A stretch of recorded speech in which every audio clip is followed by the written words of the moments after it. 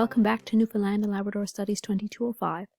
This is Unit 2, The Roots of Our Culture, Section 5, Lesson 8, Video 2 on Civil Services and Communication. First, let's talk about healthcare. Doctors were fairly non-existent outside of St. John's in the 18th and most of the 19th centuries. Even if someone could be seen by a doctor, they would have to travel long distances by foot or horseback. There were naval doctors and a military hospital in St. John's that sometimes cared for civilians if resources would allow. Moravian missionaries provided some health care in northern Labrador, but were only able to help a fraction of the population due to location. Many people had to rely on folk medicine and midwives even into the 20th century. Sir Wilfrid Grenfell, who is depicted here, opened a hospital in Battle Harbour in 1893. We will talk about him and some more of his work later in the course. Riverhead Hospital opened in St. John's in 1814, thanks to public outcry and donations, but it couldn't stay afloat, unfortunately. But the first general hospital opened in St. John's in 1871, that's depicted here, and we know the General Hospital today as the Health Sciences Centre. Now let's talk about education. Formal education was slow to develop in Newfoundland and Labrador, as the main goal for families was to make a living. Boys were often taught how to fish from an early age, and girls were taught practical skills for household production. Although merchants and traders did need some formal education, the working population did not see broad education as a necessity. Churches began to educate some children so that the population could read the Bible. And the first school in Newfoundland and Labrador was established in Bonavista in 1726 by the Society for the Propagation of the Gospel in Foreign Parts. That's a long title. Various societies and churches began opening small schools, and some academics opened some private programs, but they were non-denominational and open to all at the time, but you did have to pay.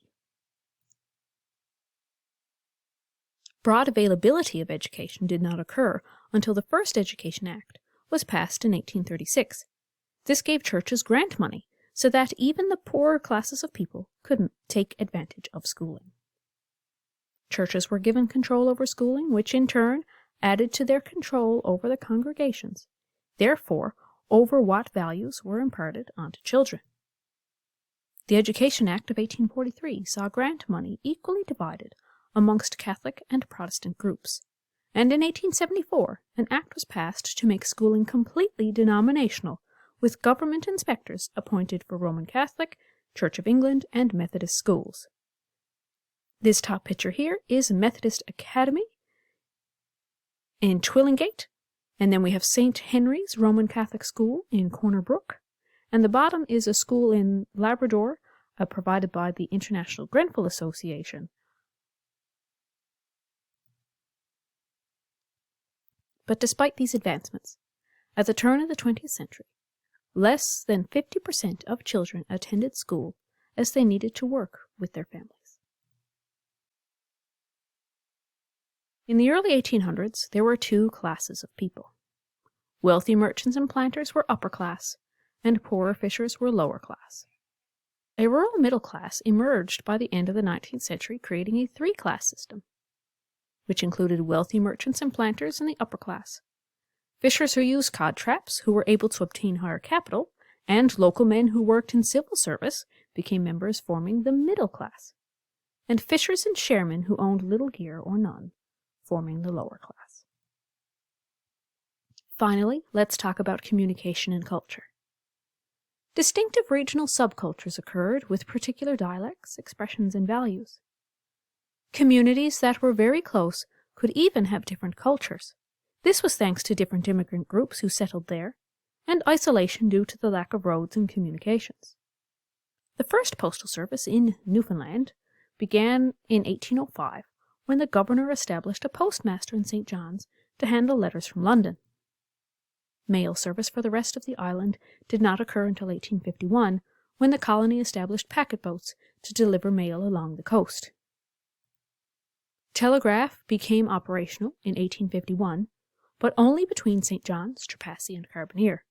Additional lines were added in 1867, along with the transatlantic cable, But it wasn't until the railway that the western and northern coast received telegraph service. The Royal Gazette was the first settler newspaper. It produced weekly editions beginning in 1807. The first daily newspaper, though, was the Evening Telegram, and that was established in 1879, along with other local publications in Harbour Grace, Carbonear, and Twillingate. Now we know it as the Telegram, and it's been bought by an Atlantic newspaper called the Saltwire Network. International and local news was heavily scrutinized by the government before publication. This was done as to, and I quote, "not to disturb the peace of His Majesty's subjects." So there was news that didn't reach Newfoundland, so to not disturb the peace. This created a culture of isolation in Newfoundland, which in turn brought forth a national culture and the establishment of what people called the Native Society in 1836, which aimed to advance the careers and interests of native-born Newfoundlanders. I put both of these in quotation marks as well, because Indigenous people were not included in this. Therefore, this society was discriminatory about the people who had always lived here. So now it's time to review. I'm going to ask you to complete the activities in Brightspace. There's a graphic organizer there to help you organize all of the information you've learned in this lesson, and I hope you have a great day.